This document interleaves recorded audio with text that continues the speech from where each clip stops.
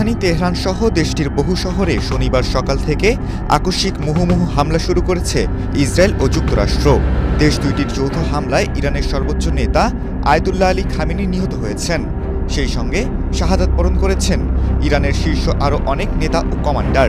এমন পরিস্থিতির মধ্যে চাঞ্চল্যকর রিপোর্ট প্রকাশ করেছে প্রভাবশালী মার্কিন সংবাদ মাধ্যম দ্য ওয়াশিংটন পোস্ট এবং বার্তা সংস্থা রয়টার্স। প্রতিবেদনে বলা হয়েছে, ইরানে হামলা শুরুর নেপথ্যে রয়েছে ইসরায়েল ও সৌদি আরব। দেশ দুইটির চাপেই ইরানে হামলা শুরু হয়েছে বলে রিপোর্টে বলা হয়েছে। রয়টার্স বলছে, ইরানে হামলা না করার জন্য সৌদি যুবরাজ প্রকাশ্যে কূটনীতিকে সমর্থন দিতেন এবং বলতেন তেহরানে হামলা চালানোর জন্য সৌদির ভূখণ্ড ব্যবহার করা যাবে না। কিন্তু মার্কিন প্রেসিডেন্ট ডোনাল্ড ট্রাম্পের সাথে কথা বলার সময় ইরানে হামলা নিয়ে ভিন্ন কথা বলতেন সৌদি যুবরাজ। তিনি ট্রাম্পকে সতর্ক করতেন